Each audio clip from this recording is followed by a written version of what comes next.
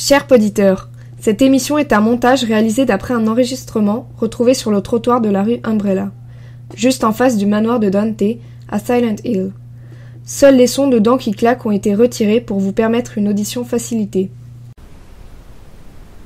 Xboxygène présente le bruit de fond. Le bruit de fond.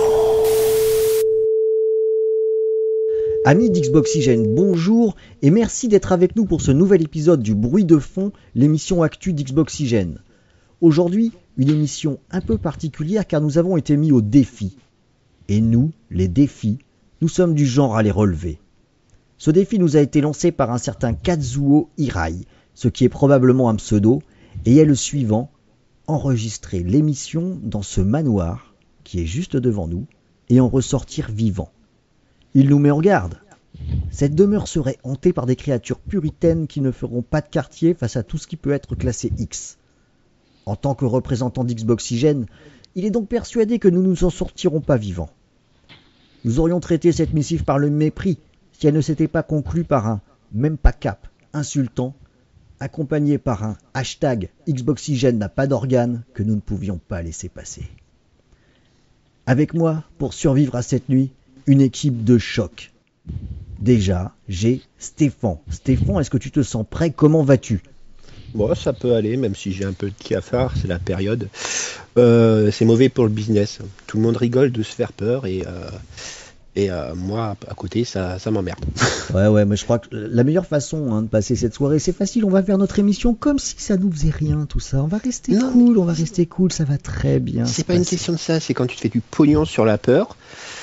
Quand les gens s'en moquent sur cette période parce que c'est très festif, toi, t'as les poches qui sont vides. Voilà. Et tu vois, mais nous, on va s'en faire du pognon sur la peur, là. On va parler de ça, on va parler d'Halloween, on va devenir millionnaire, tu vas voir. Et j'ai aussi avec nous Jarel. Jarel, comment vas-tu? Écoute, très bien, je suis en train de vérifier les derniers préparatifs. Mon sac à dos est plein, j'ai pris mon crucifix, mon eau bénite et tout le matériel pour essayer de mettre... Comment tu le dis? Comment il s'appelait ce gars? Kazuo Hirai? Kazuo Hirai, jamais entendu parler. Et tu vas voir, même pas cap ta sœur. Ouais, tu vas c'est voir. ce que je crois aussi, on va quand même bien l'avoir. Moi j'ai pris des lampes torches, j'ai pris aussi des provisions, on sait jamais ce qui peut se passer, un petit peu de corde, enfin tous les classiques, ça fait longtemps qu'on joue à ce genre de jeu, on est tout à fait au courant. J'ai chopé un vieux pas de NES, tout ce qu'il faut pour survivre. Moi j'ai chopé une plante verte, je nous dis que ça pourrait servir à nous soigner si nécessaire à un moment donné, il paraît que ça marche. J'en ai une rouge, c'est bon. Une rouge, bon c'est bon, on est paré. Les gars, écoutez, je vous propose qu'on pousse le portail, on n'a plus qu'à rentrer quoi.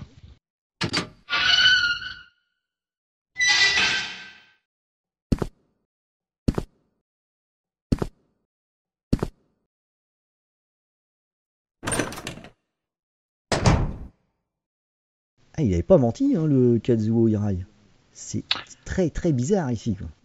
Ouais, je commence à le sentir un petit peu mal cette affaire quand même. Regardez, par terre, des feuilles mortes qui se ramassent à la pelle. Traverser ce petit cimetière juste avant de rentrer dans la demeure m'inspire pas confiance. Ouais, on va suivre le plan. On a une émission à faire, c'est pas non plus une émission qui dure un temps fou. On reste cool, on fait comme d'habitude. Vous allez voir, tout va bien se passer. Alors donc les amis, comme on disait, on est là, c'est Halloween, c'est le business de la peur, comme l'appelle Stéphane. Mais moi, je voulais juste parler de plusieurs petits sujets là que je vais égrener, parce que ce business de la peur, je l'aime plutôt bien. Vous le savez peut-être pas, mais je suis un gros amateur de cinéma fantastique et en particulier d'horreur, et je vois d'un très très bon œil débarquer tout un tas de choses très intéressantes dans le petit monde vidéoludique. Et je suis même allé, pour la première fois de ma vie, donner du pognon dans un projet Kickstarter. Ça y est, je l'ai fait. Alors c'était pas pour Shenmue 3, parce que faut pas déconner quand même. Je vais pas descendre jusque là. Mais c'était pour Allison Road qui m'avait fait une grosse impression et dont j'aime beaucoup l'ambiance. Il y avait une vidéo diffusée photoréaliste. Je vous en ai déjà parlé. C'est un truc qui m'avait vraiment bien marqué. Une ambiance surtout un petit peu malsaine. J'ai beaucoup aimé la page Kickstarter qui m'a fait penser qu'il y avait une vraie ambition artistique là-dedans, donc j'ai donné, puis pas rien, j'ai donné de quoi avoir ma version digitale pour quand ce sera fait. Et bonne nouvelle, Allison Road, ils ont trouvé un éditeur Ce sera chez Team 17 que ça va se passer. Donc Team 17, ils sont plus habitués aux petits vers qui se lancent des moutons criards d'habitude. Mais voire même des petits jeux indés fort sympathiques. J'invite tous, vu qu'on est en pleine période d'Halloween, à tous les joueurs à tester le très bon The Escapist Walking Dead, qui est très sympathique et beaucoup plus accessible que le jeu original. Donc pour une période d'Halloween, c'est parfait. Donc ça attire tous les amis. Finalement, ce Team 17, c'est peut-être un très bon choix. Enfin, en tout cas, je suis très très content que ça puisse marcher. Alors, au fait, quand on donne de l'argent en Kickstarter et que ça va pas au bout pour une raison ou une autre, on récupère son argent. Je l'ai bien récupéré, donc tout va bien. Enfin, je suis impatient de jouer à ce jeu. Je préfère largement quand il y a un vrai éditeur derrière plutôt qu'uniquement un Kickstarter. Donc j'y crois très fort. On va bien flipper. Ça va être bien pour les plus de 18 ans, bien gore quand même. Ça m'a l'air un peu crasse-pec. Voilà, j'attends ça vraiment de deux pieds fermes, même si ce sera pour pas tout de suite, sans doute, quoi. Mais dis-moi, ce Allison Road, c'est pas ce qui est venu fleurir sur la défunte tombe de Silent Hill PT par hasard? Il y a un petit peu de ça. Alors, je crois que c'est un peu concomitant. Le jeu était bien sûr en développement avant la magnifique démo de ce Silent Hill par Kojima et surtout Guillermo del Toro ne débarque sur le store PlayStation. Bon, l'absence de Silent Hill, cette annulation très brutale, a permis à Allison Road de capter l'attention des projecteurs, mais très franchement je pense que c'est quelque chose de différent et qu'il y a suffisamment de potentiel en soi pour que ça tienne la route. En tout cas moi j'y crois, j'étais même prêt à donner du pognon, quoi. Donc si tu y crois suffisamment pour donner du pognon, c'est que vraiment ils ont réussi à oui, c'est obligé. C'est sûr.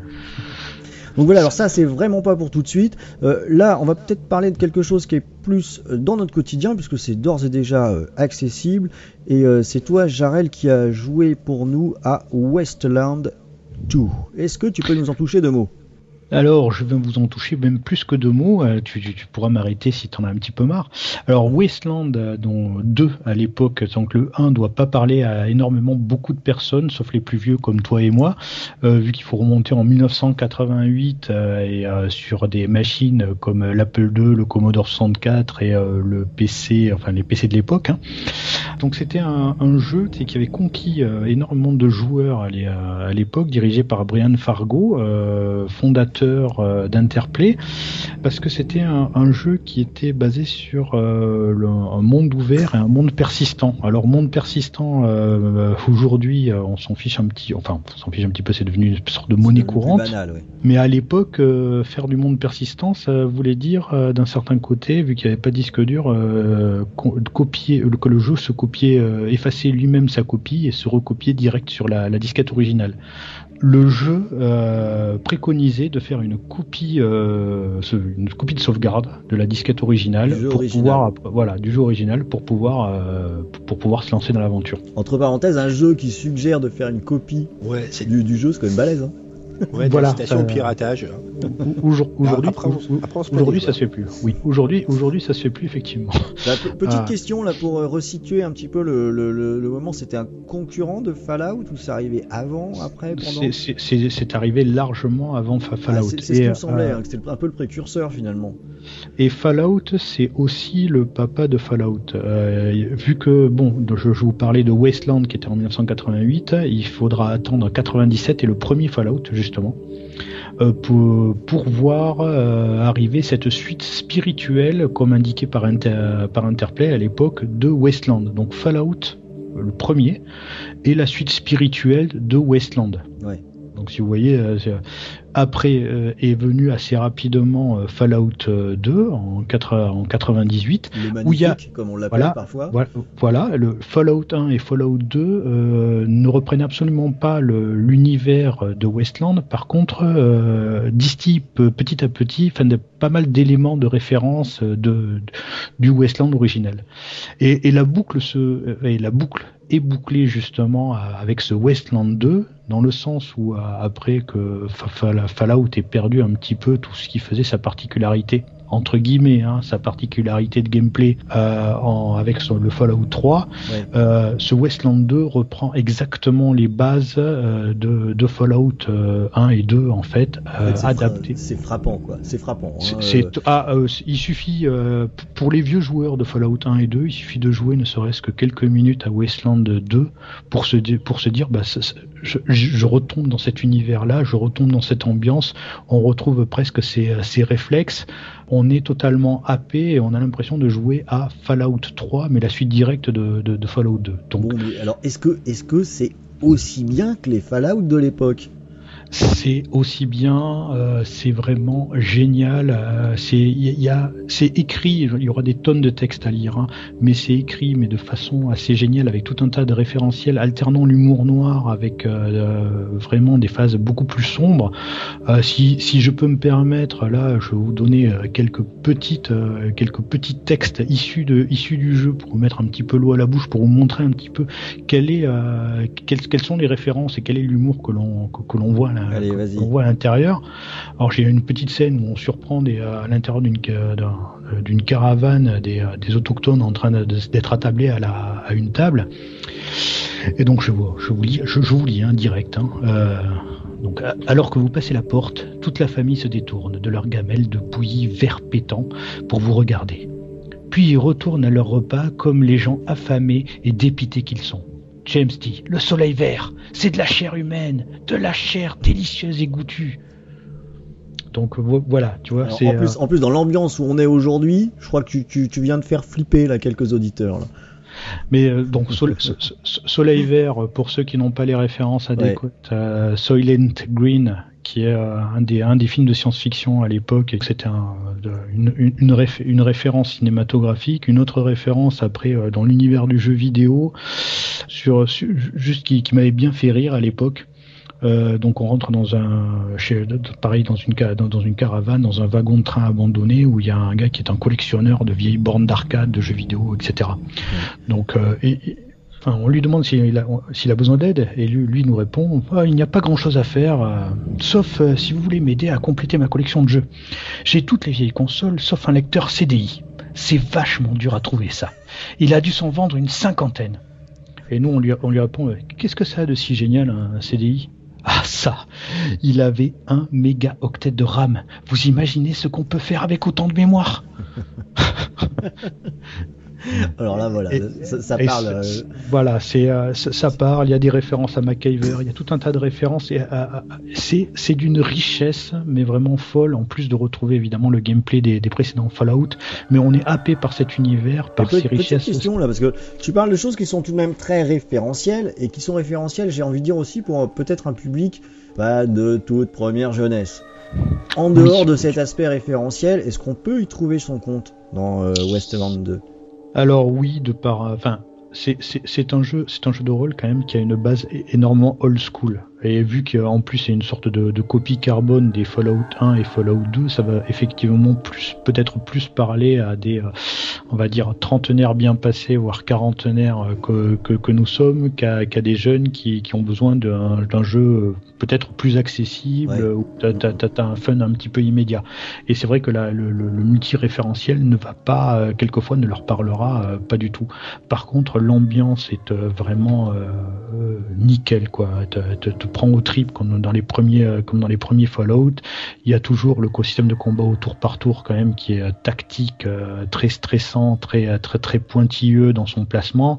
Il y a quand même une bonne grosse part de chance. C'est ce que je lui reprocherais, c'est que dans tout ce qui est crochetage de serrure, utilisation des talents, voire même dans les combats, il suffit que la malchance nous happe pour transformer ce qui pourrait être une balade de santé en un véritable calvaire. Je crois que un jour il faudrait qu'on fasse un sujet complet là-dessus. Le crochetage, ça devrait être banni de tous les jeux, quoi. Je connais pas un jeu où c'est pas chiant d'une façon ou d'une autre. Ah mais attends, en plus là le crochetage, t'as talents particuliers pour crocheter. Tu as les crochetages de serrure normale, tu as le crochetage de coffre-fort, et tu as le crochetage qui pourrait être une sorte de crochetage informatique. Donc 3 talents différents, et enfin même 4, c'est parce que tu peux aussi utiliser la force brute pour enfoncer certaines portes. Alors, on devrait garder que celui-là, tiens, comme ça au moins. Voilà. Donc, mais en tout cas, donc c'était pour conclure, Wasteland 2, ne serait-ce que pour tous ceux qui ont connu Fallout 1 et Fallout 2 qui ont apprécié ces 2 jeux, c'est un passage obligé. C'est vraiment, je dirais même le jeu du moment, plus que Halo 5 ou n'importe quel autre jeu. Tant c'est une copie carbone et la suite directe de Fallout 2. Quoi. C'est vraiment extraordinaire. C'est pas le plus beau jeu qui soit sorti actuellement. C'est pas le moins buggé. Il y a quelques bugs qui sont assez gênants, mais par contre pour les amateurs de jeux de rôle old school, c'est un pied pas possible. C'est une sorte de nirvana post-apocalyptique. Vous y en tout cas. Bon. Alors on peut dire que tu l'as bien vendu, hein. Moi ça m'a donné vraiment beaucoup envie. J'avais déjà bien envie quand j'ai lu le test que tu as publié sur Xbox Oxygen. J'avais pas trop suivi, je dois dire, ce jeu.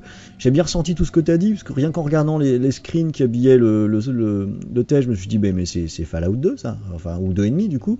Oui, c'est ça. J'ai vraiment retrouvé tout ça, donc c'est vrai que ça me fait très envie. Alors maintenant, si ça vous dérange pas, on va juste quitter cette pièce. Moi je commence à me sentir pas très à l'aise là. Alors ici. Juste avant de quitter cette pièce, parce que je vois que des ombres oppressantes sont en train de nous coller au basque, je dirais que ça va être très intéressant, parce que je vais bientôt recevoir pour le test Fallout 4, ça va être intéressant de voir, alors que j'ai encore ce Wasteland 2 qui m'obsède et qui est entêtant, qui est dans la tête, voir comment Fallout 4 va se positionner vis-à-vis de ce Wasteland 2, et est-ce qu'il va réussir à trouver sa place après ce Fallout 3 entre guillemets, hein, qui est Wasteland 2. Donc voilà.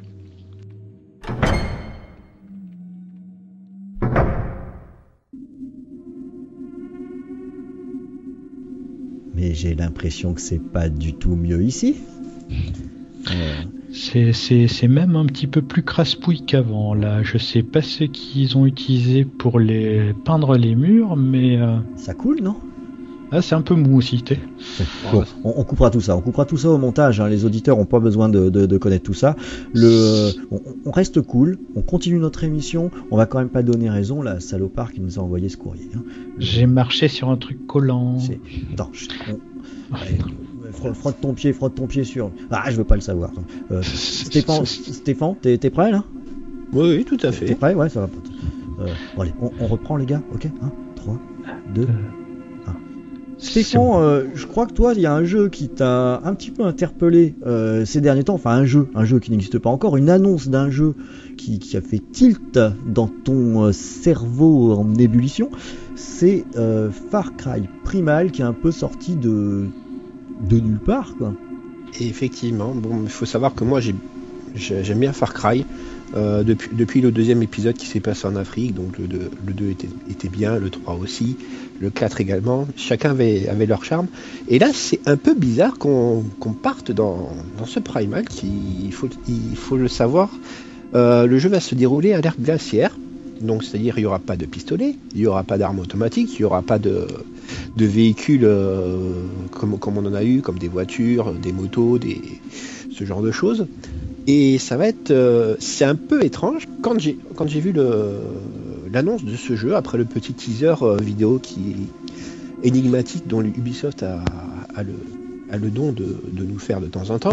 Et donc sur ce trailer, on voyait des sortes de peintures murales et sans rien savoir de plus en dehors de sortes de paroles incompréhensibles. Et donc on nous a annoncé Primal et j'ai eu l'impression de voir un peu les passages dans... Alors je ne sais pas si vous avez fait Far Cry 4 et le 3, de temps en temps on se retrouvait dans des sortes de périodes un peu zarbes. Dans Fallout 4, c'était quand on fumait un petit pétard. Ah oui, c'est vrai. Ouais. On se retrouvait dans le passé, je ne sais plus le nom du personnage, une sorte de héros qui devait faire sonner les cloches de Chandrila. Et quand ils ont finalement annoncé le titre du jeu et la période, moi je me suis dit ça risque de donner pas mal de se retrouver dans une période vraiment qui finalement n'est pas très très exploitée. Même si on pourrait faire justement le parallèle avec un jeu sur la console de Sony qui a été annoncé. Horizon. Horizon. Mais pas que celui-là, j'ai l'impression que ça revient un petit peu à la mode là, cette période-là. On a des jeux indés aussi qui chassent un petit peu sur cette période. Hein. Est-ce que tu te rappelles de Sapiens Ouais, Sapiens, et puis le regretté BC qui avait été annulé, vous vous rappelez pas, sur la première Xbox là. Ah oui. Bah, si, qui avait un fort potentiel. Ça, il va pleurer un petit peu, mais c'est vrai que m'attendait énormément de ce jeu. Esthétiquement parlant, BC m'attirait plus, visuellement parlant, hein, et artistiquement parlant, il m'attirait plus que ce Far Cry Primal. Voilà, alors, moi je dois dire que là pour le coup ce Far Cry Primal dont nous parle Stéphane, je crois que c'est le premier Far Cry qui m'intéresse depuis le premier. Moi ça m'interpelle pas mal. J'ai l'impression que pour toutes les raisons que Stéphane évoque, c'est-à-dire pas de véhicule, pas de flingue, c'est peut-être l'occasion d'avoir un jeu qui sera pas juste une nouvelle skin avec 3 pixels de plus, mais un petit peu de renouveau quoi, là-dedans. Enfin moi j'y crois pas mal. En tout cas je vais le surveiller celui-là. En plus il nous propose de la survie en fait. Le pitch c'est on est un chasseur de l'époque, donc ça devait être un de vos copains et donc on doit survivre, nous et notre tribu. On est chassés par des prédateurs, donc des bestioles, hein. Et on peut fabriquer des armes à partir d'outils de l'époque, donc des os, avec des pots. Il faudra maîtriser le feu et probablement d'autres forces externes, genre l'eau, tout ça. Et c'est vraiment un truc qui... moi j'ai toujours aimé cette période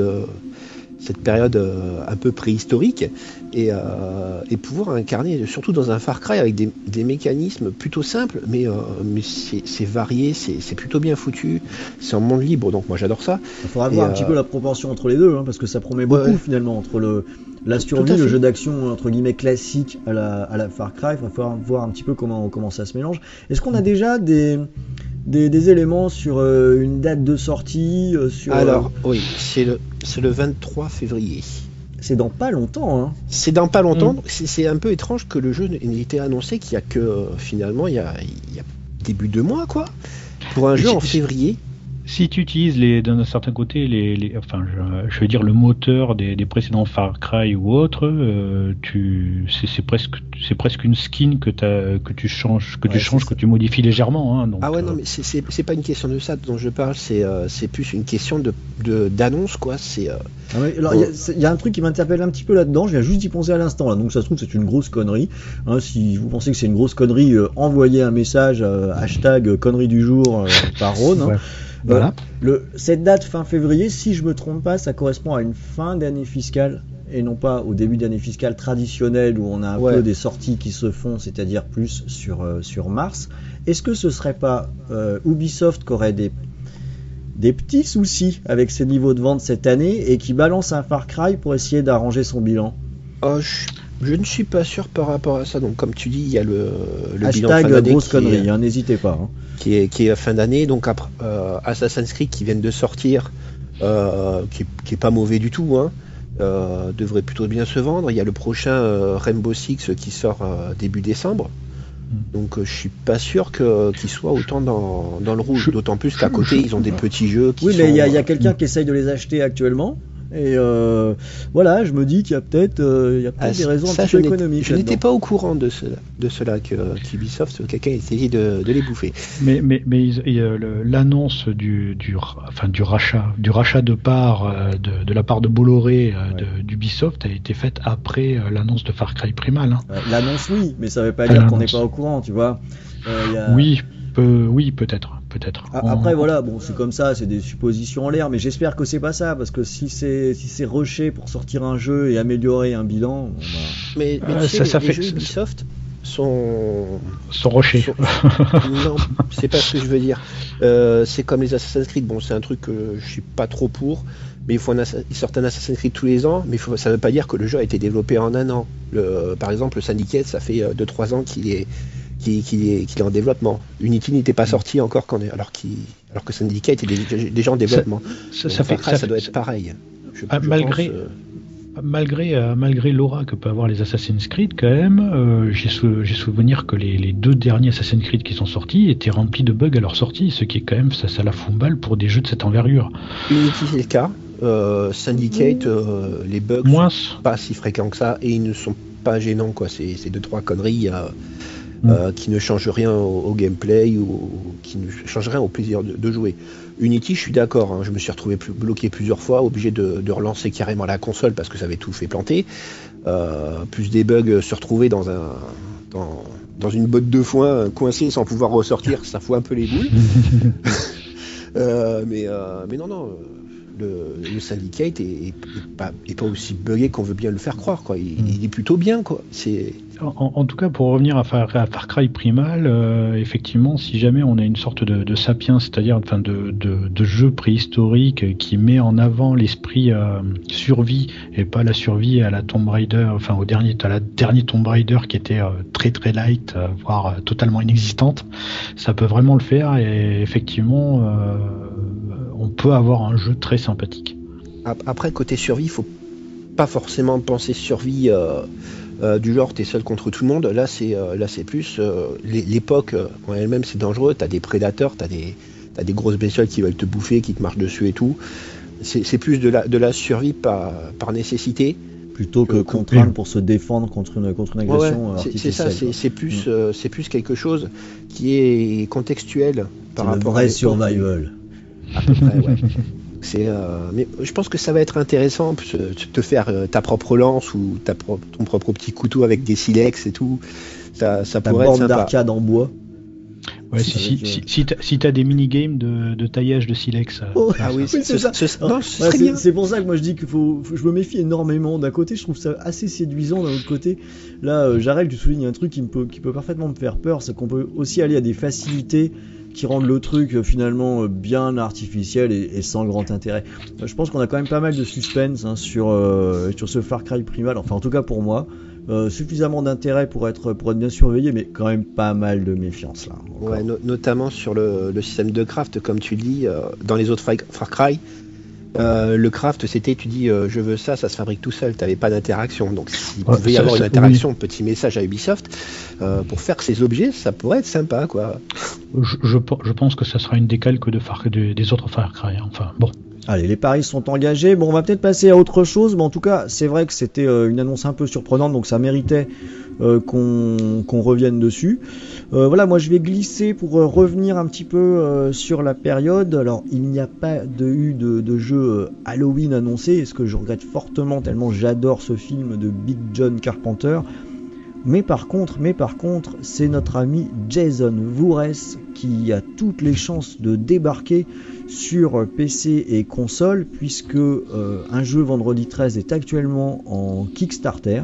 Alors je suis allé regarder, on en est à 550 000, je crois que c'était dollars, récoltés sur les 700 000 demandés. Il reste un truc du genre entre plus de 15 jours, donc ça va être les doigts dans le nez, ça récolte très très bien. Et alors moi je dois dire que je voulais en toucher 2 mots parce que je suis plutôt séduit par ce qui est proposé. Il y a un petit trailer qui est très efficace, cherchez sur internet Kickstarter Vendredi 13, vous aurez leur page avec leur présentation.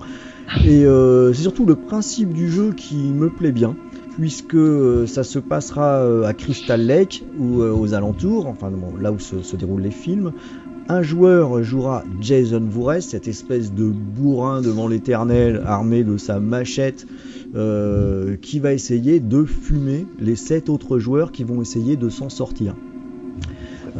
Comment ça va se dérouler, on sait pas trop. Tiens, petite anecdote cinéphile en passant, sachez que Jason, on lui met toujours une machette dans les mains, mais il a très très peu tué avec sa machette durant tous les films. C'est une fois, non. Je crois que c'est plus d'une fois, mais vraiment c'est presque rien, donc ce qui est assez rigolo.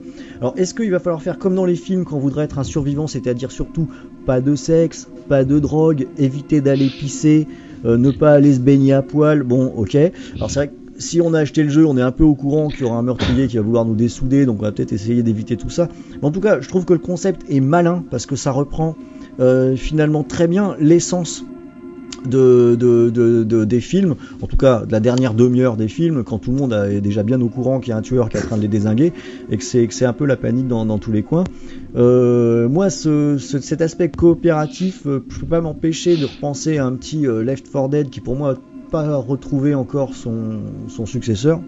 Je me dis ça pourrait être ça pourrait être celui-là. En tout cas, c'est un projet qui m'intéresse. Moi, j'aime bien les films, même s'ils sont nuls. J'espère que le jeu le sera pas. En tout, les fonds sont presque collectés. Il va débarquer. On en entendra parler l'année prochaine, quoi. Oui, faut voir le traitement après, parce que si c'est juste un simple TPS, ou une sorte d'Evolve où t'as le gros bourrin de Jason qui a foncé dans le tas, et puis tous les autres 7 joueurs vont essayer de devoir l'arrêter par n'importe quel moyen ou autre, ça risque d'être un petit peu rébarbatif. Mais ils ont vraiment, il y a vraiment du potentiel à faire s'ils arrivent à retranscrire au niveau du gameplay toute l'ambiance et puis les structures de ces slashers ou de ces survival, quoi. Ouais, c'est quand même le gros Jason, quoi.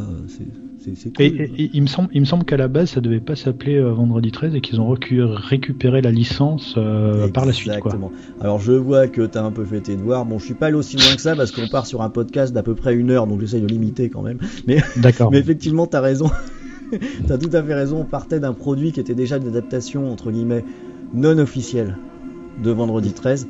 Et qui s'est transformé en ce jeu clairement nommé Vendredi 13 avec une levée de fonds sur Kickstarter.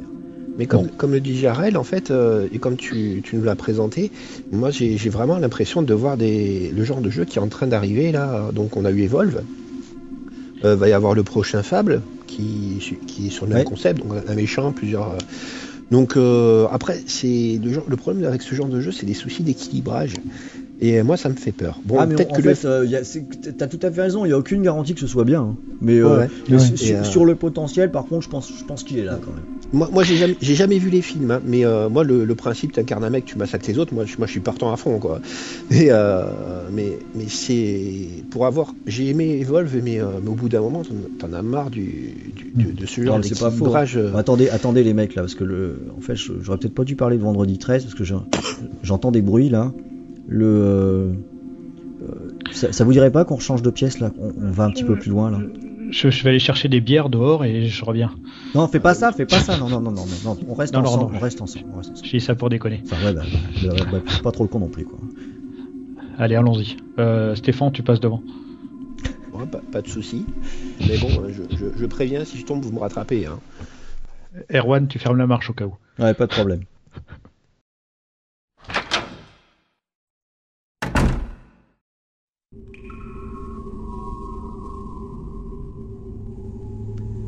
Ouais. Alors je crois que j'ai jamais vu une aussi belle illustration de l'expression aller de Carib en Scylla. Il va falloir que juste les mecs, si ça vous ennuie pas, on va accélérer un petit peu l'enregistrement. Moi je veux dire, on peut pas rester là, quoi. Ça sent pas bon, c'est même un petit peu de moisi là, je sais pas, comme aussi un petit peu de chair brûlée, de poulet. C'est vraiment dégueu. Alors, on dirait la chambre de ma soeur, c'est tout. D'accord. Donc, non, pas la chambre de ta soeur, là, t'abuses. Non. Faut pas déconner quand même. Attends. Les gars, on accélère comme si de rien n'était. Hein. On reste cool, on se débrouille très très bien. Ok ? D'accord. Vas-y, Erwan, enchaîne. 3, 2, 1. Eh bien, je crois qu'il est temps maintenant de laisser place à un petit débat, car nous allons parler d'un jeu sur lequel nous ne sommes pas tous d'accord. Et même, je crois que nous ne sommes pas forcément du tout d'accord, j'ai même l'impression, puisque le dernier épisode de Life is Strange a été mis en ligne. Je l'ai joué, Jarel y a joué également, Stéphane n'y a pas joué parce qu'il veut pas faire comme tout le monde, et on a eu un avis un petit peu contradictoire entre moi et Jarel. Alors je vais poser quelques arguments et ce qui va me permettre à Jared de rebondir. Donc, tiens, attends, avant de lancer le débat, on va essayer quand même de faire ce débat avec le moins de spoilers possible. C'est ce que j'allais dire, ça va pas être facile, il va falloir être bien concentré quand même. Donc voilà, donc les personnes qui vont rentrer dans ce débat, vous pouvez y aller, nous essaierons d'éviter de donner le nom du tueur, ceux qui arrivent à la fin, enfin bon. Alors moi je propose, mettons-nous d'accord tout de suite, on va surtout parler, parce que je crois en plus que c'est là-dessus qu'est notre désaccord, sur les mécanismes qui ont été mis en œuvre dans cette fin, et même au-delà de cette fin. Et la façon qui sont utilisées durant tout le jeu, quoi. Bon, on est d'accord. Donc on va pouvoir éviter le spoiler et malgré tout parler de ce dont on n'est pas d'accord. Oui, voilà. On va réussir à s'en sortir. Alors, pour ceux qui n'ont pas du tout joué à Life is Strange, déjà c'est pas bien parce que c'est un studio français qui fait ça, et même quand on n'est pas d'accord, je suis sûr que Jarel sera d'accord avec ça. Par contre, au moins le produit, il est original, il est bien troussé. C'est pas très cher, c'est un petit peu différent de ce dont on a l'habitude, donc c'est cool d'y jouer. Oui, même si j'ai été que moyennement emballé, pour pas dire plus, c'est quand même un jeu qui est, je vais la sortir ma phrase, il est aussi attachant qu'il est désolant, et il est très attachant. C'est un truc qui va sortir déjà maintenant. Alors, donc, Life is Strange, pour reprendre le principe général, je vais vraiment faire d'énormes grandes lignes. On joue une jeune adolescente qui découvre qu'elle a le pouvoir de manipuler le temps, et qui va se retrouver embrigadée dans une histoire de disparition, et dans le même temps dans une histoire de cataclysme à venir sur la ville où elle se trouve. Je crois qu'on peut pas résumer plus que ça sans rien dire de l'histoire. On va être clair, vu que le jeu est lui aussi, comme dans Wasteland 2, et t'assène énormément de références geeks, de soit cinéma, que ce soit littérature, que ce soit jeux vidéo, enfin, il en assène énormément. Alors je crois qu'on peut en asséner nous une. C'est une sorte de remake de l'effet papillon, voilà. Ouais, c'est ça, tout à fait. Voilà, sans spoiler. En fait, ceux qui ont joué à Until Dawn sur PS4, jeu que j'ai trouvé plutôt sympa par ailleurs, qui mise beaucoup sur l'effet papillon, on le trouve beaucoup plus dans Life is Strange que dans Until Dawn, ce principe. Alors, ce qui est marrant, juste pour la petite parenthèse, c'est qu'il nous assène durant tout le jeu énormément de références de films, de littérature, de trucs, mais geek au possible, mais il ne cite jamais une seule fois l'effet papillon. Exact. Peut-être parce que c'est pas une œuvre majeure, en tout cas pour le film, n'est pas une œuvre majeure. Oui, mais ça aurait été marrant d'aller jusqu'au bout qu'on fasse une discussion ciné un jour finalement. Peut-être. Alors donc pour reprendre un petit peu, je vais essayer de dérouler un petit peu Jarel, ce qui se passe dessus, puis si tu veux tu m'arrêtes quand je dis une trop grosse connerie que t'es complètement pas d'accord. Ok? Non, je crois que dans le fond de toute façon on a le même ressenti, sauf que toi t'as un regard beaucoup plus bienveillant. Alors, voilà, sur... En fait je crois que c'est ça, c'est-à-dire que durant toute la durée des 5 épisodes, je dois dire que je n'ai pas été systématiquement emballé par le déroulement, parce que dans Life is Strange, il y a à mon sens des vraies lacunes narratives. Il y a des épisodes où il se passe vraiment pas grand-chose. Il y a aussi des personnages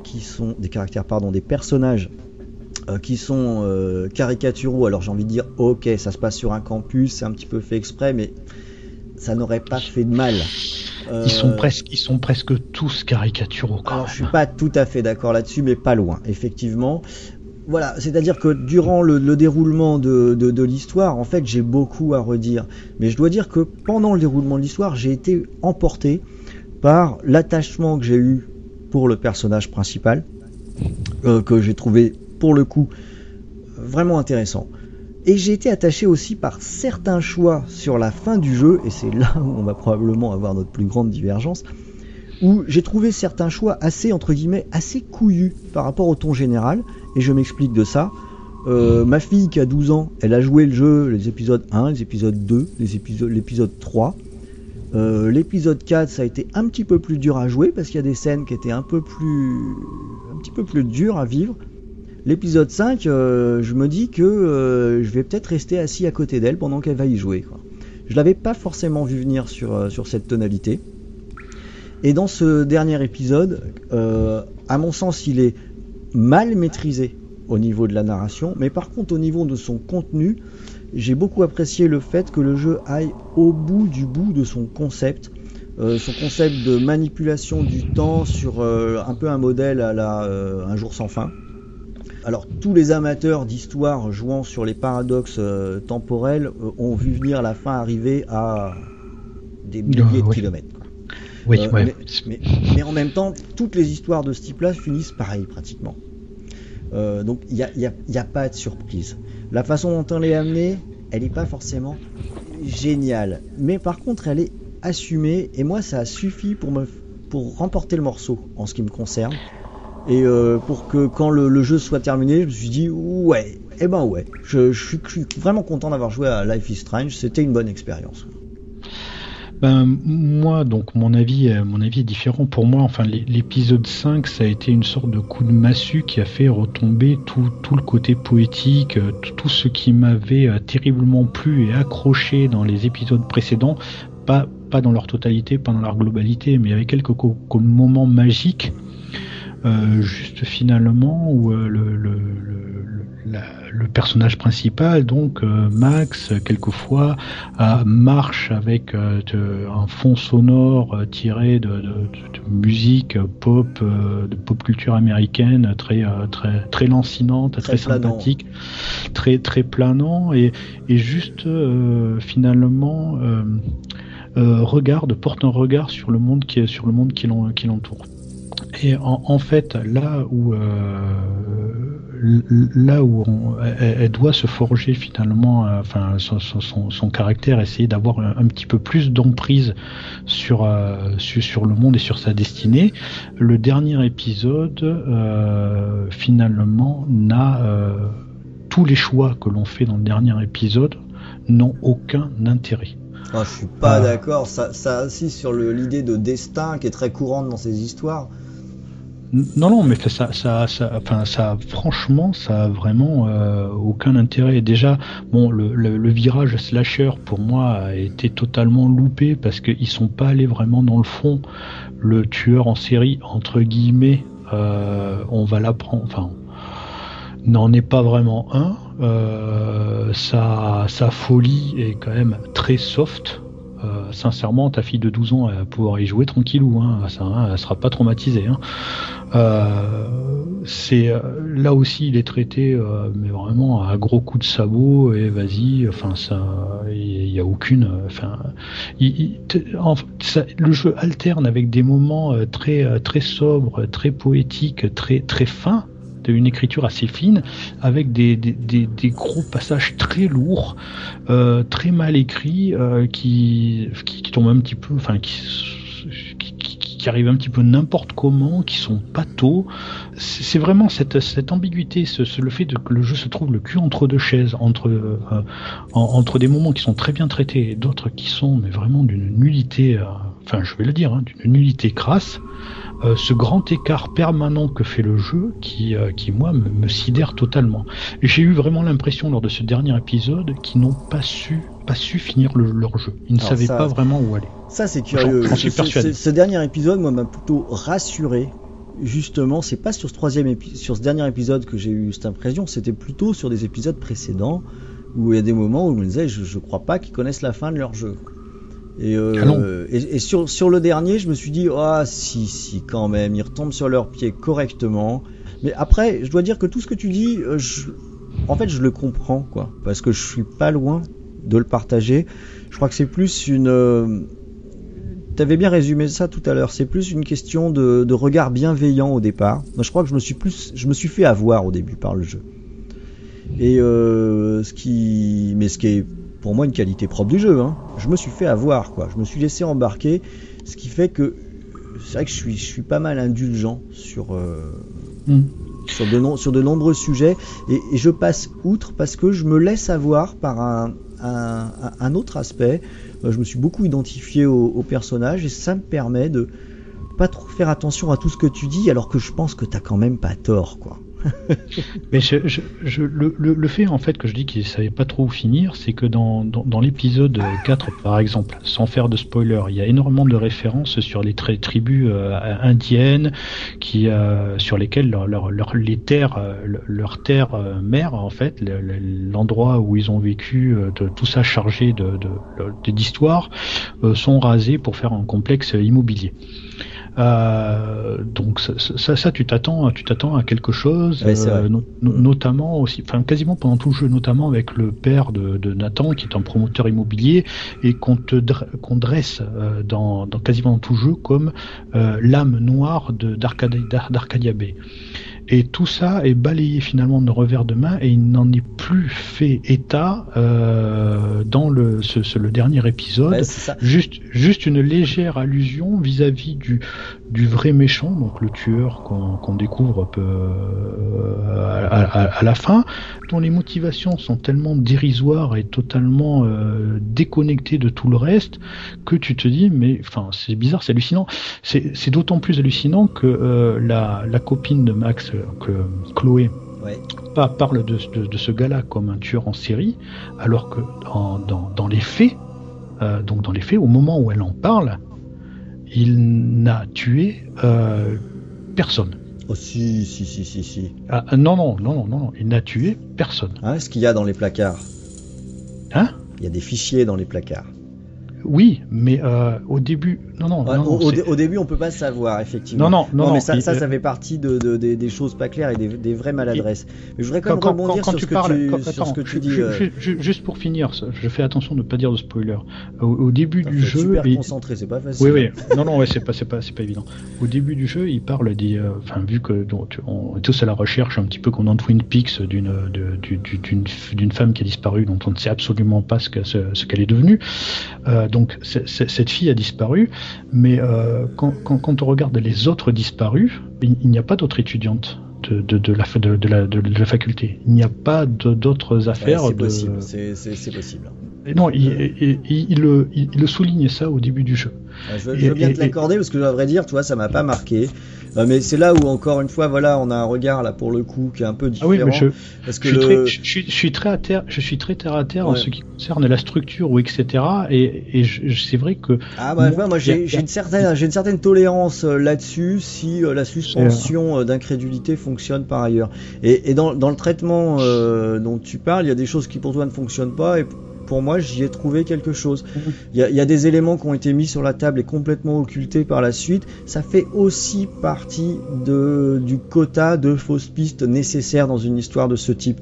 À l'inverse, une histoire où tous les éléments mis servent à s'imbriquer dans un scénario mécanique, moi ça me convient pas non plus. Après, c'est peut-être pas fait de façon très fine. Et il y a un point sur lequel, par contre, je suis vraiment pas d'accord avec toi, mais là, on est encore dans une question de perception parce que je comprends à nouveau ton point de vue.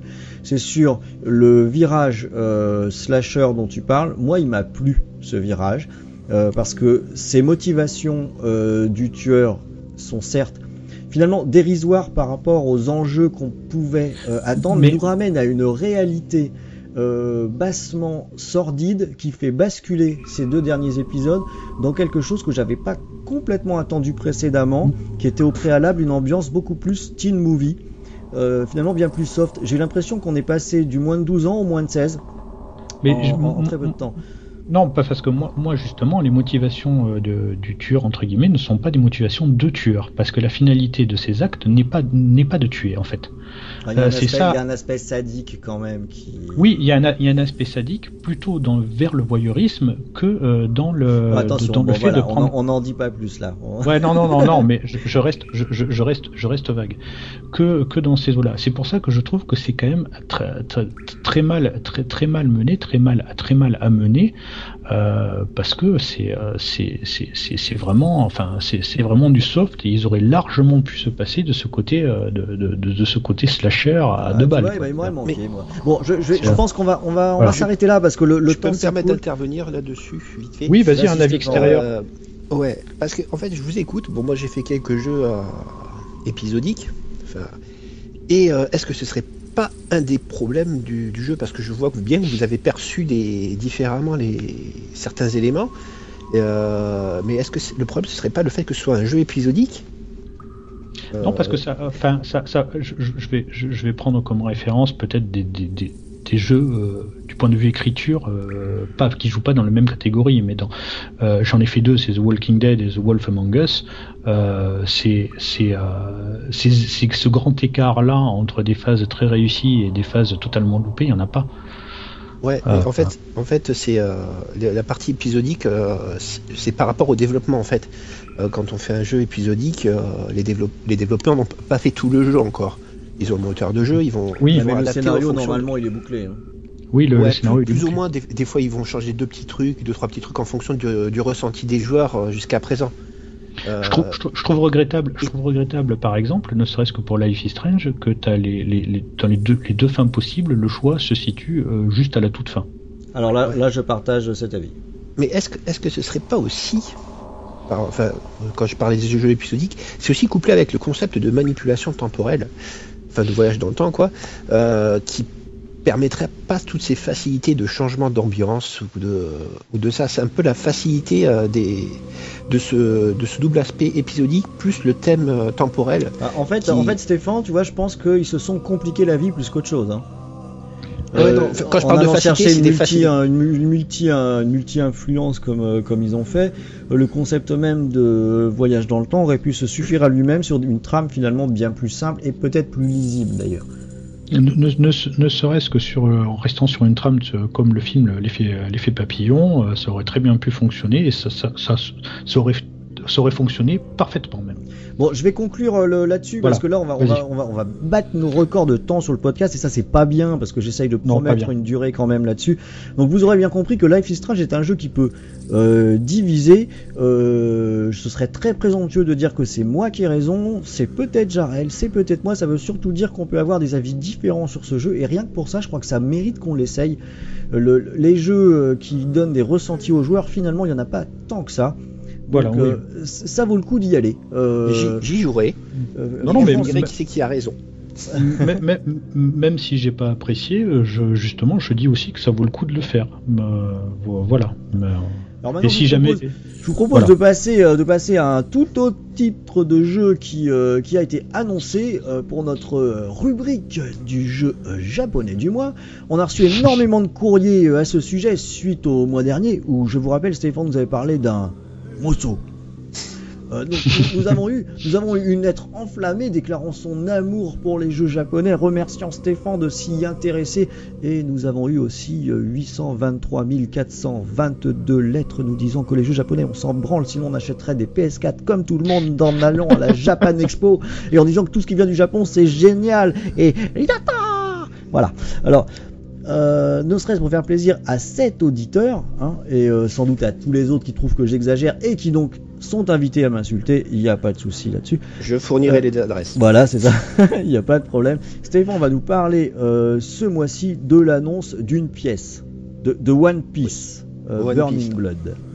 En fait, c'est une annonce un peu surprenante en soi-même parce que One Piece. C'est vrai, on n'entend jamais parler de One Piece. Non, c'est pour la simple et bonne raison que One Piece n'avait jamais débarqué sur Xbox.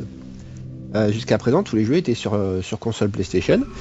Et là, on a One Piece Burning Blood qui va sortir également sur Xbox One, théoriquement courant 2016. On a le temps de le voir venir.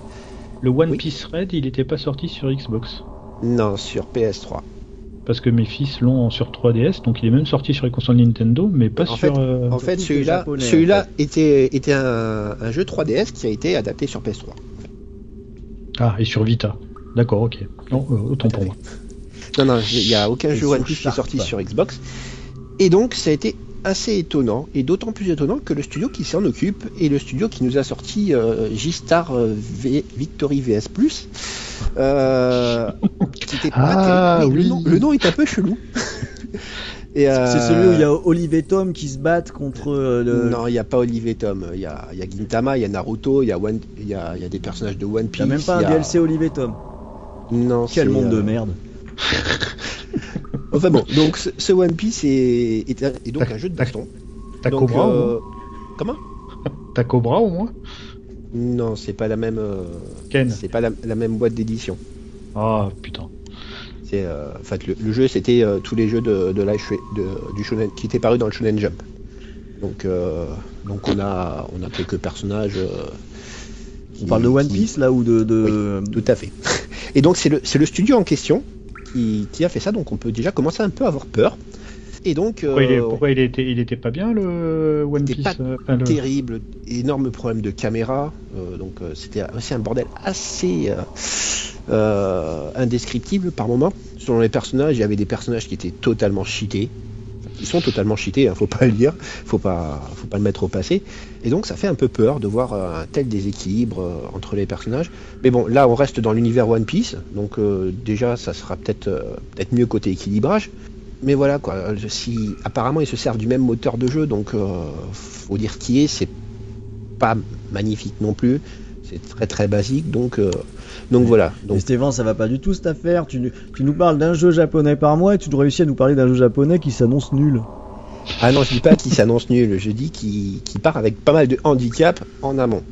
Donc après il peut se retrouver très bien, mais par rapport au passif de la boîte de développement, on a de quoi douter. Bon, au moins, tout ce qu'on risque, c'est une bonne surprise, quoi. Tout à fait. Bon, un jeu moyen. Donc, on va le prendre comme ça. Alors, tout ce qu'on risque, c'est une bonne surprise. Tu vas avoir un DLC qui va te permettre de jouer Max contre Luffy. S'il y a Olivier Tom, moi j'achète. Hein. Non, il y aura pas. C'est juste des personnages de One Piece. Donc on a des personnages connus comme Luffy. On a annoncé, on a Crocodile, on en a Bartholomé, qui est un personnage du dernier arc. On dirait des stations de métro. on a Trafalgar Law, on a Doflamingo, on a Sabo, on a Ace, on a dirait vraiment des non-stations de métro, ça continue, c'est délire. Donc il y a pas mal de personnages qui ont été annoncés pour le moment, donc il y en a plein qui n'ont pas encore été dévoilés. Et pour l'instant, on a plein de personnages qui sont du groupe principal qui ne sont même pas présents, quoi. Pour l'instant, il n'y a que Luffy. Et donc déjà, ça peut poser un problème au niveau de fanbase. Qui peut être pas mal déçu. Bon, bah écoute, on verra ça donc l'année prochaine. Hein, ce sera One Piece Burning Blood. Un jeu de baston avec du 1 contre 1. On peut faire 3 contre 3. Et il faut savoir qu'il va aussi avoir la lourde tâche de prendre le relais de Naruto. Et bon, la série est finie depuis quelques temps. Et le prochain jeu risque d'être le dernier, le prochain jeu de Naruto qui est prévu début 2016. Et ben il mettra un slip orange. Il a pas mal de pression dessus, ce One Piece, donc voilà, je souhaite bon courage aux développeurs en espérant avoir une bonne surprise. Mais bon, pour l'instant, c'est pas super bien parti, quoi. Écoutez, merci Stéphane, c'est tout bon. Merci de rester toujours aussi concentré sur ce qui va peut-être devenir une rubrique à force. Et de résister aux moqueries de ces désagréables personnes qui t'entourent. Et les gars, en parlant de désagréables, là, tout à l'heure, je voyais même plus Stéphane. Il y a un problème dans cette pièce-là. Moi, je vous propose qu'on passe plutôt à côté. Normalement, on sera juste à côté de la porte qui donne sur le jardin. On finit vite fait et puis on se casse d'ici, quoi. Le plus vite possible. Je sens qu'il y a quelque chose qui s'avance vers nous, là. Bon, on fait ça, on passe à côté, on boucle, on se casse. Allez, on y va.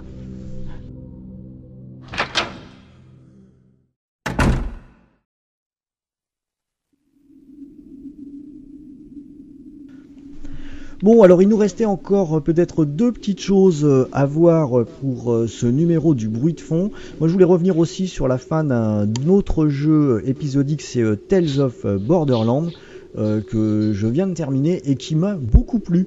Alors je prends en air un petit peu surpris parce que je n'ai jamais joué à Borderlands en dehors de ce jeu-là, ce qui fait que j'avais un petit peu de mal au début avec les références, mais j'ai adoré cet univers. Je trouve que Telltale s'est superbement débrouillé. Sur les 5 épisodes, il y en a un qui très franchement était vraiment mauvais, mais les 4 autres sont excellents jusqu'à la conclusion. C'est drôle presque en permanence. Il y a même des scènes où je pense que je m'en rappellerai pendant longtemps. Et le style graphique choisi se prête parfaitement bien au moteur vieillissant utilisé par Telltale, contrairement à Game of Thrones par exemple qui galère un petit peu avec cette technologie. Donc voilà, j'ai trouvé le jeu absolument super. Souvent il y a des promos sur le Xbox Live sur les séries Telltale. Moi je conseille très fortement Tales of Borderlands, j'ai trouvé ça formidable, quoi. Il me semble que le premier épisode est maintenant gratuit. Ah bah, parfait. Surtout que le premier épisode est plutôt représentatif. De mémoire, c'est le 2 qui est très mauvais. Ouais, c'est le 2. Mais par la suite, ça redécolle. Il y a vraiment des scènes d'anthologie, notamment il y a une espèce de gunfight avec les doigts qui m'a fait mourir de rire pendant que je jouais. Le spoiler. Ouais, non, mais je vous dis parce que vous allez l'attendre. C'était tellement drôle. C'est passage génial sur passage génial. Il y a vraiment beaucoup de choses super drôles. J'ai beaucoup aimé jouer à Tales of Borderlands et c'est pas forcément celui que j'attendais le plus quand j'ai acheté le pack global avec tous les jeux Telltale. Mais franchement, si t'as pas joué à Borderlands, fais Borderlands, tu verras qu'ils sont bien calqués sur le matériau de base. Alors ça m'a toujours semblé très bon Borderlands, mais le problème c'est que c'est un jeu qui, je pense, est très riche en coopératif en ligne, c'est ça hein. Non, tu peux jouer en coop, mais tu peux te le faire en solo sans problème. Ouais, c'est l'impression que j'avais eu, donc j'avais un petit peu botté en touche. C'est un peu triste de le faire en solo. Par contre, il y a des DLC, le Borderlands 2, il y a le DLC qui sont très bien, quoi. Au niveau qui reprend l'univers du jeu de rôle, qui est fabuleux, quoi. Enfin, moi c'est un des meilleurs. Ah ouais, non. Ouais, vraiment très bien. Après, c'est chronophage et puis faut y passer pas mal de temps. Poser problème là-dessus. Alors, et puis j'ai un dernier point et puis après on va pouvoir rendre l'antenne. Enfin, je voulais juste toucher deux mots quand même avec l'événement là de cette fin d'année peut-être. C'est la sortie de Halo 5. Alors même si Jarel nous a dit que il était beaucoup moins intéressant, que c'était pas forcément celui-là le jeu de l'année mais que c'était Wasteland 2, Halo 5 c'est quand même du lourd. Alors beaucoup l'ont déjà, donc on va peut-être pas passer un temps fou là-dessus. Dragou a fait un test très complet sur Xbox Oxygen. Et pas mal d'excellentes vidéos aussi. Ouais, oui, c'est vrai, il en a fait pas mal et il joue bien le Saligo. Hein. Moi, Halo 5, il y a du level. Halo 5, j'y avais joué en multi à l'E3, j'ai pu y toucher aujourd'hui pour essayer la campagne en solo. Voilà, moi j'ai été très favorablement impressionné. C'est un FPS qui triche pas avec des couloirs. On retrouve les caractéristiques Halo du grand niveau. On voit de loin, on sent que c'est aussi conçu pour le coop. C'est quand même foutrement joli, ça bouge parfaitement bien. Bref, ça m'a beaucoup plu. Tout ça on le sait déjà. Moi je voulais juste revenir sur un point que j'ai pas assez lu ou pas assez entendu. C'est que je crois qu'on a perdu l'habitude d'avoir un jeu qui respecte les joueurs. Et je crois qu'Halo 5 en fait partie. On a un jeu qui qui a un très bel écran, très belle réalisation. Il y a une campagne qui est là. Mais d'entrée de jeu, on vous balance des cartes et des modes de jeu en veux-tu, en voilà. On aura le mode création Forge là, qui débarque, si je me trompe pas, début décembre, mais ce sera pas un DLC, hein, on te le file.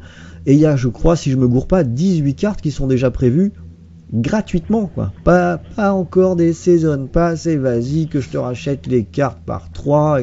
Non, on va tout te balancer pour le même prix qu'un Battlefront, qu'un Call of Duty, qui eux vont te faire raquer comme c'est pas permis pour que tu puisses jouer. Et moi ça me fait plaisir de voir que c'est encore possible d'avoir un jeu qui sort aujourd'hui qui te donne du contenu, qui te donne du matos. Et j'espère que Halo 5 va cartonner et que ce sera un exemple. Bon, j'y crois moyen à ça, mais ça me ferait vraiment plaisir. En même temps, dans un sens, c'est normal. Halo, c'est quand même la licence historique de Microsoft sur Xbox. Donc, ça la fout très mal qui entre guillemets, gâche la licence. Je suis d'accord, Stéphane, mais je crois qu'il y a de la marge. Tu vois, je veux dire, si le jeu, on t'avait juste dit, attendez, il y aura encore 4 cartes gratuites qui vont arriver. Dans le contexte actuel, on aurait dit, ouais, c'est cool. Là, c'est pas 4, c'est 18, quoi. Oh ouais. Après, 18, faut voir la qualité des cartes. 18, est-ce que Halo a déjà déçu sur la qualité des cartes? Quelques-unes, mais bon, c'est rare. Hein. Ouais, voilà. C'est ce que je pense sur tous les Halo qui. Mais il y en a eu. Après, faut vraiment voir quand ça arrivera. Mais bon, j'ai confiance. Hein. Je l'ai pas encore fait le Halo 5. Je le ferai plus tard, mais globalement, ils ont toujours fait du bon boulot. Je vois pas pourquoi ça changerait. Mais effectivement, moi je pense que c'est vraiment par rapport à ces histoires de licence, c'est la licence phare c'est la tête d'affiche de Microsoft, quoi. Faut vraiment pas qu'ils fassent les choses à moitié. Faut pas se louper, mais moi j'ai l'impression que c'est le cas, qu'ils se loupent pas, et je trouve que ça fait plaisir et qu'on. Oui, tout à fait. On est sur la bonne machine là pour l'instant. On verra l'année prochaine, mais pour l'instant c'est quand même bien cool. On a plein de matos et ça c'est cool. Et les mecs là, faut vraiment qu'on sorte là maintenant. Je crois que c'est maintenant qu'il faut qu'on sorte. Oui, qu'est-ce qui se passe? Oui, tout de suite. Il y a quelque chose qui est en train de sortir de la télé. On y va, allez, on y va. Allez plus vite. Merde, Stéphane est tombé, c'est pas grave. Attendez-moi. fond.